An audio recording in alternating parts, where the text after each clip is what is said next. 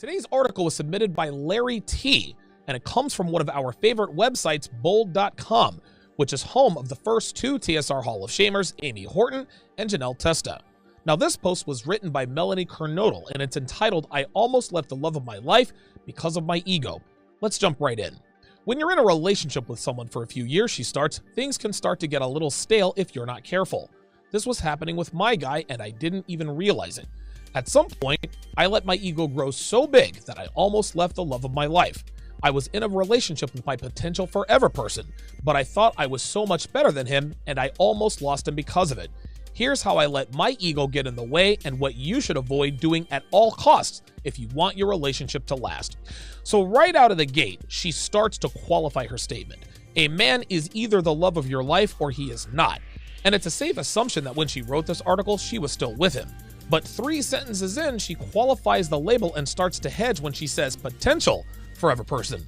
So which is it, Melanie? Is he the love of your life or is he the potential love of your life? Because they're two very different things.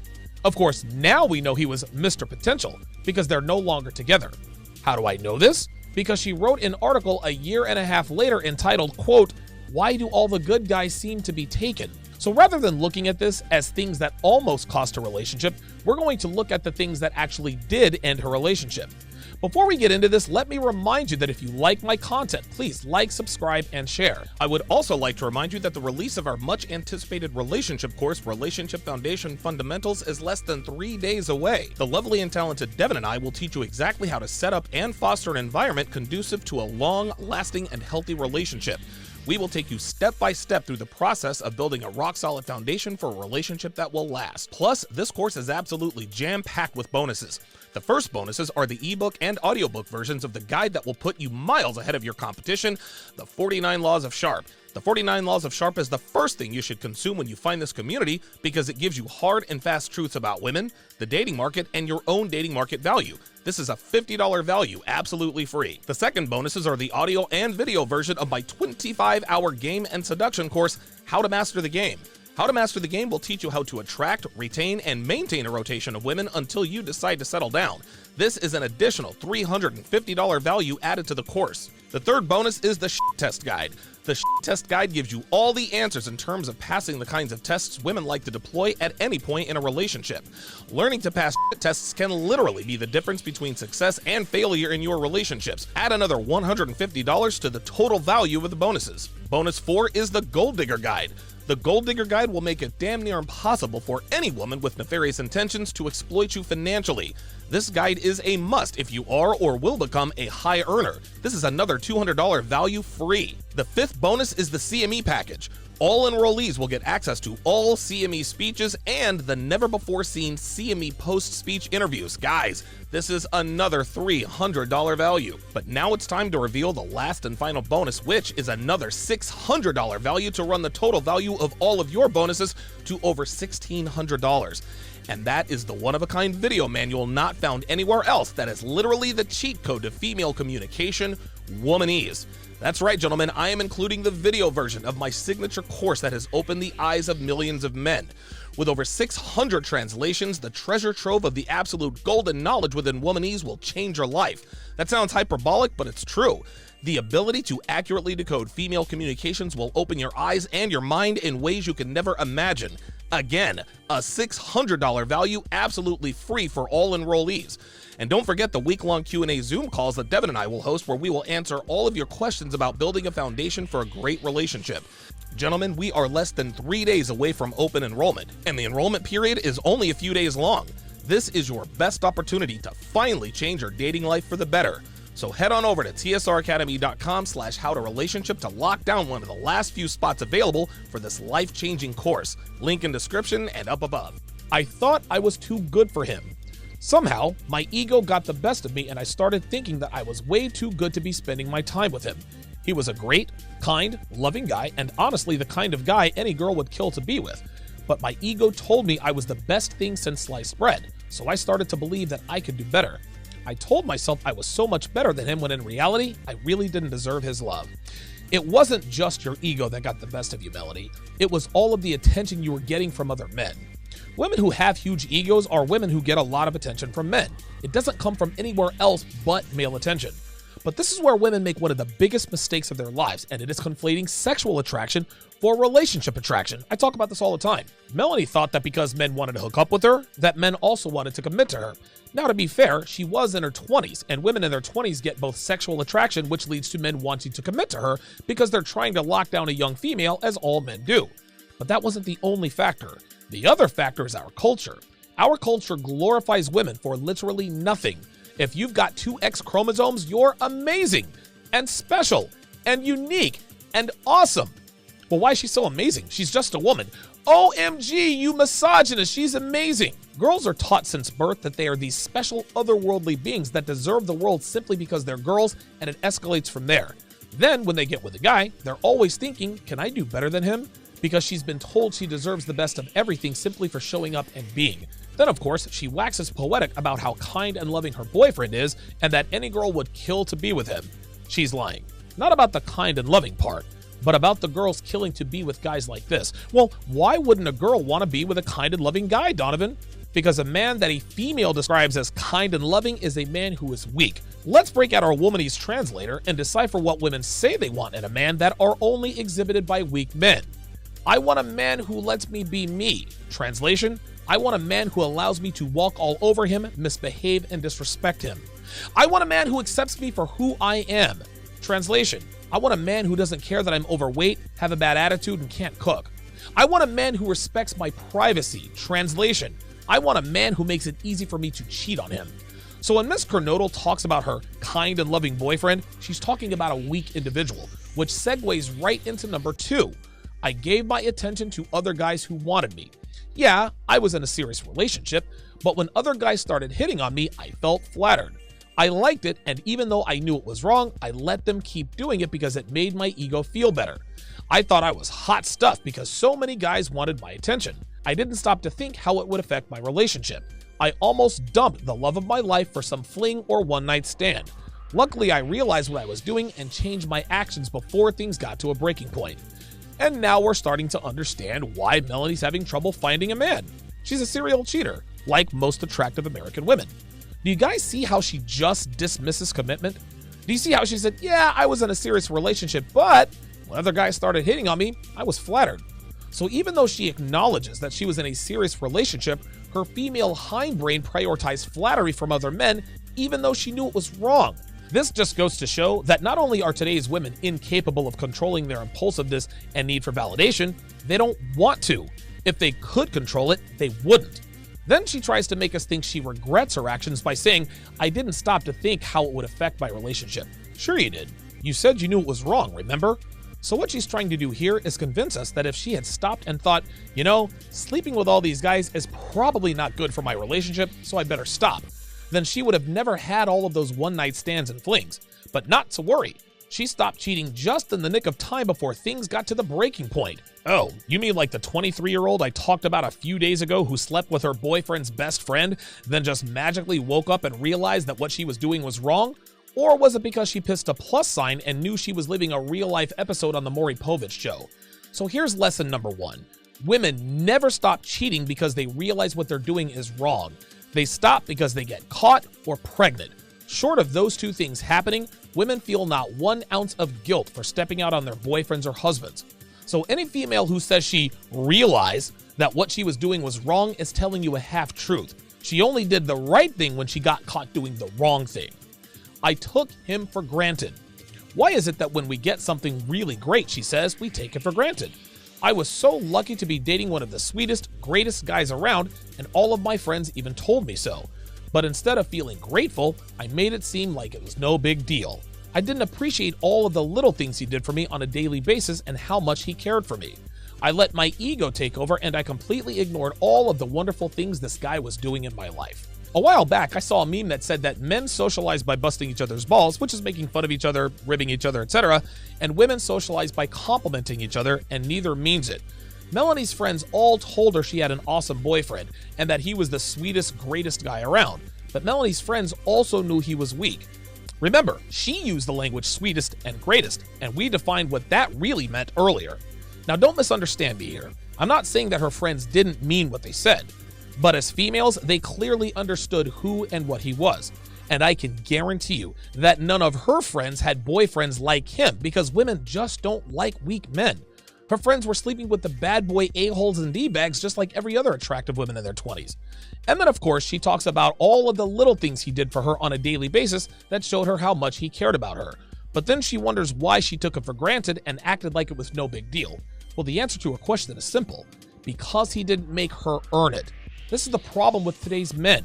They reward their girlfriends with gifts, praise, trips, and all this other stuff for no other reason but that there are women who allow them to have sex with them. Dudes these days are so happy to just have a girl who lets them have sex with her and pretends to be committed to him that they lose their minds and start doing things that kills her attraction, like write love letters on post-it notes, or having flowers delivered to her job just because, and telling her how great she is all the time and all the rest of that nonsense that Disney movies and The Bachelorette tells them is the way to keep a woman attracted to you. What ends up happening is that women take it for granted and don't appreciate it. Why? Because she did not work for it. And as we all know, women only value what they are required to work for. This is why women don't respect the commitment of a man who gives it to her after a week and a half. She thinks to herself, all I did was hook up with this guy a few times and he already wants me to meet his parents? So here's lesson number 2. Never deprive a woman the privilege of working for your commitment. Gentlemen, I'm here to tell you, women want to work for your commitment because they want to know it's worth something. If you just give it to her for nothing but a few nights of bedroom fun, she's not going to value what you've given her. Don't buy your girlfriend's expensive gifts or take her out on these extravagant dates just because she's your girlfriend. Don't leave love letters or write songs or poems or any of that other nonsense you see on TV. The best gift you can give a woman is your time and your attention. I'm not saying that you should never reward your woman. I reward my girl when she deserves it, but I don't do it often and I don't do it for nothing. If you give a female something she hasn't earned, she's going to take it for granted and act like it's no big deal, just like Miss Kernodle. I can't blame her for this. This one's on her ex. I stopped putting effort into our relationship. She continues, I let myself think that our relationship wasn't worth anything, and that's exactly how I started to treat it. I didn't put any effort into fixing our problems or changing my behavior. I simply let things slowly slide downhill. I stopped doing little things like saying, I love you, or giving him a kiss goodbye. I didn't even try to rekindle the passion that we had in the beginning of our relationship. Honestly, I didn't care if everything we had gone up in flames because I was so involved in my ego and thinking I was the best. Not much to say here because it just reinforces what I explained about what she said in number 3, and she verifies it by saying, I let myself think our relationship wasn't worth anything. When men treat women like queens, this is what happens. I will also reinforce that you should never be the first to angle for a relationship. When you're the first to broach the topic of exclusivity with a woman you're seeing, your leverage goes right out the window. You can't set expectations, you can't set boundaries, you can't let her know what you will or will not tolerate, you can't do any of that stuff. Her ex-boyfriend obviously made this mistake, and then he showered her with gifts and attention, which is exactly why she didn't feel like putting any effort into a relationship. Why would a woman work for something she's already getting for nothing? Why would she make an effort to keep something she was able to get with no effort? I told myself, she continues, he wasn't worth my time. She continues, my ego made me believe that this guy wasn't worth my time because he wasn't some big shot, super successful businessman that I thought I deserved. I told myself that because of his background or his job title, he was below me, which is completely messed up. That's a terrible thing to think about anyone, especially the person that you are in a relationship with, and it makes me sick to even admit that I thought that. Thankfully, I realized how wrong I was and I managed to save my relationship and ditch my nasty ego. This is where she is completely wrong about feeling he wasn't worth her time, at least in this regard. Yes, he committed first, and yes, he gave her gifts and attention without making her work for it, which is another issue in and of itself, and we just covered that. But what she is feeling guilty about is something she should not feel guilty about, and that is not being attracted to a man whose perceived value is lower than hers. Gentlemen, I'm here to tell you, a woman's hard drive will not allow her to be attracted to or sexually aroused by a man whose perceived value is lower than hers. A woman can only truly love a man who is superior to her. Now, that doesn't necessarily mean he has to make more than she does. A girl could make $50,000 a year dating a man who's completely broke if he's the lead guitarist of a popular local band like our friend Dave. Dave has status, social proof, and pre-selection, which more than makes up for the difference in what they make. That same girl could be dating a guy who makes only, well, $35,000 a year. But if he's 6'4" with washboard abs and a square jaw, the attention he gets from other women more than makes up for the $25,000 difference.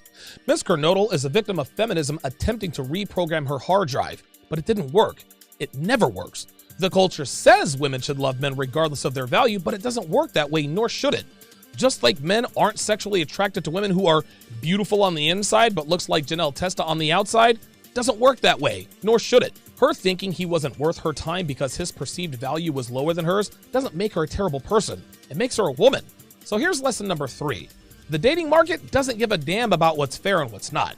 It doesn't care that you're short or balding. It doesn't care that you have a face only a mother could love. Men are drawn to youth and beauty, and women are drawn to status and resources. That's always the way it's been, and always the way it will be. Men who check out of the dating market because they're too lazy to increase their value in areas they have control over are just like women who give up on men because they're too lazy to hit the gym. Other people told me I was better than him. She continues. Some people even validated the nasty thoughts that my ego was telling me. When I look back now, I know that most of those people weren't really my friends and they didn't have my best interests in mind when they were telling me that. But that didn't stop me from believing them at the time.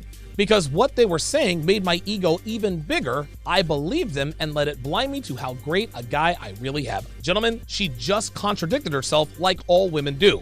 So she says that her friends told her she was better than he was. But earlier she said, quote, I was so lucky to be dating one of the sweetest, greatest guys around, and all of my friends even told me so. So which is it, Melanie? Did your friends tell you that you were better than him, or did they tell you he was the greatest guy ever? The answer is that it doesn't matter. What Melanie is doing here is what all women do when it comes to rationalizing their bad behavior, and that is blame shifting. She wants us to think that she has all of these wonderful friends because that validates her as a person and gives her social proof. But then she wants us to think her friends led her astray by telling her she was better than her ex. She wants us to think her friends blew up her ego, which indirectly removes her part of the responsibility. And remember, guys, at this point, she wants us to think she almost left the love of her life. But again, we know she's not with him anymore, so she ended up leaving him. And she keeps using the word ego, but that's not the reason she blew up her relationship. She blew up her relationship because A, she's the typical American female who gobbled bananas in her 20s, and B, her boyfriend had a lower perceived value than she did. So ego didn't end this relationship. Promiscuity and the H word did. My ego turned me into someone I didn't even like. Because I had such high opinions of myself, she continues, and thought I was so awesome, I became someone who did things I would normally have never done. I started talking about myself too much, I wanted attention from guys, and I wasn't acting like someone that is loving, caring, and humble. When I finally took a step back and looked at what I had been doing, I realized I was turning into someone who was capable of cheating on her boyfriend, and that was definitely not someone I ever wanted to be. And it finally shook me enough to realize how much damage I was doing to my relationship and the man I really loved. No, sweetheart, you didn't turn into someone you didn't like. You were always this way, and so are most women. Girls always talk about themselves too much. They always want attention from guys. Young, attractive women are anything but loving, caring, and humble because they don't have to be.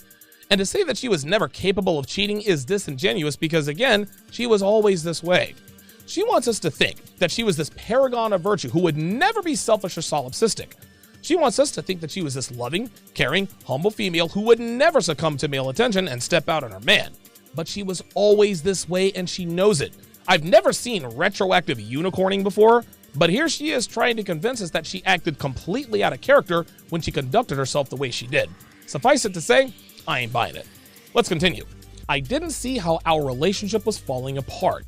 As I let my ego grow, she says, and kept thinking about how awesome I was and how much more I deserved, I didn't realize that my relationship was falling to pieces around me. I didn't see that the intimacy started to fizzle out, our conversations became forced and depressing, and I definitely didn't see how much it was affecting him and hurting him. Actually, when I think about it, maybe I did see all of those things, but my ego told me to ignore them, which was even worse. Did you just see how she just tried to act like she didn't see that she was hurting her boyfriend and then kept it real in the end and admitted that she did see these things but decided to ignore them? She absolutely saw what was happening. She just didn't care, and that's all there is to it. But let's rewind a little bit here, because I've noticed something. And if you're paying attention, you're starting to see that this entire article is one giant blame shift. Allow me to explain. She keeps blaming her bad decisions on her ego. She's not saying I ignored them, she's saying my ego told me to ignore them, as if to say it is something outside of herself telling her what to do. Earlier, she said, my ego made me believe that this guy wasn't worth my time. I let my ego take over. Do you guys see how she's trying to distance herself from her ego, as if her ego is its own entity, an independent being separate from her that makes its own decisions and influences her? Hell, the title of the article is "I Almost Left the Love of My Life Because of My Ego." She's blaming her ego for the demise of her relationship. She never takes responsibility herself. She isn't saying I cheated on him or I was a bad girlfriend. She keeps saying my ego told me to cheat on him. My ego told me to be a terrible girlfriend. Miss Gernodal isn't taking responsibility for her actions, gentlemen. She's blaming her ego. And she talks about her ego in such a way that implies it's almost another person. The way she describes her ego would lead us to believe that it's completely separate from her. I give her full marks for the way she's doing this. Rationalization or not, I have never seen this level of blame shifting. But this is exactly why you have to pay attention to what women say and read between the lines. Because if you don't, you could be sitting in front of a woman giving you the same story in the same way. This is exactly why men need to enroll in Womanese, but instead of holding her accountable for her actions, you subconsciously absolve her because she's done such a great job in separating herself from her ego, which makes you think that she was just an innocent bystander while her big bad ego controlled her mind and made her do horrible things that she wouldn't normally do. I thought I could break hearts, she said, and not get caught. I made myself believe I was so awesome and so invincible that it wouldn't matter if I broke his heart. I went around acting like I was the best thing in town and not caring how it hurt my partner. I seriously thought I was invincible, she says, that nothing could stop me from doing what I wanted. I was so wrong. Not only did my actions hurt him, they also hurt me. What she's describing here is her abundance mindset back then and her scarcity mindset today. And let me explain what this means. When Melanie was in her 20s, she didn't care about breaking hearts because there was always going to be another guy she could swing to. Who cares if she gets caught cheating? Who cares if he tells everyone she's disloyal? She was still young and pretty enough for guys to dismiss those things. Like anything else in life, the more valuable you are, the more people are willing to tolerate your baggage. The better a salesperson you are, the more willing your employer will be able to look past the fact that you're late 3 days a week or that you don't come to all of your meetings. This woman could break hearts and not pay the price back then, but now that she's in her 30s, she's experiencing the consequences. Guys aren't willing to put up with her inflated sense of entitlement because that's really what her ego is as much as they did in her 20s. Young pretty girls can get away with just about anything when they're young and pretty, but as soon as they hit the attraction wall, dudes don't give them as much leeway, if any at all. Melanie was invincible in her 20s, but now in her 30s, not so much. My perspective clouded my judgment, she continues. From where I stood, the relationship was looking pretty sad and I thought I deserved better. So I let that perspective convince me that I could do things I wouldn't normally do. I flirted with other guys and I was careless about being honest with my partner. I was in a crappy relationship when really I was the one that was being crappy. If I only changed my perspective, I would have seen how much I was ruining the best relationship of my life. Good thing I finally got a grip on reality and realized what I was doing before I let the whole thing blow up in smoke. I'm so grateful that I did because I am still with that guy and he is seriously the love of my life and I never want my ego to get in the way of our relationship again. There she goes again with the blame shifting, but this time it wasn't her ego that made her do it. This time it was her perspective. She said, I let perspective convince me I could do things I wouldn't normally do. No, sweetheart, you convinced yourself you could do the things you always do. Again, she's trying to make us think that she's a decent woman filled to the brim with moral fiber until her big bad perspective seduced her into flirting with other guys and cheating on her boyfriend. Now, to her credit, she takes a little bit of accountability by actually owning the fact that she could have changed her perspective. But this was by accident, because she said that she would have seen that she was ruining her relationship as if to imply that she was just completely blind to the fact that she was being a terrible girlfriend. Then she says, well, it's a good thing I got a grip on reality. That is not what happened. He may have caught her cheating, which shocked her back into reality. She may have had a pregnancy scare, or she may have actually gotten pregnant and got an abortion, and that shook her enough to make her stop cheating. I mean, it could be any number of things. So while I don't know what really made her snap out of it, I know what didn't, and that's her. Women never stop bad behavior because they just all of a sudden realize the error of their ways. It's usually something that prevents them from getting away with whatever they were doing, and because they don't want to be alone, they stop. And I love how she went all hyperbolic and said that he is seriously the love of my life, which is a telltale sign that he is seriously not, which leads me to lesson number 4. The more a woman tries to convince you of something, the less likely it's true. Women have told me that they're happily married, but then 2 hours later, she's on her knees in front of me. Women who say things like, he is seriously the love of my life, or I am happily married, aren't trying to convince you. They're trying to convince themselves, which is exactly why they use hyperbolic adjectives when describing their relationships.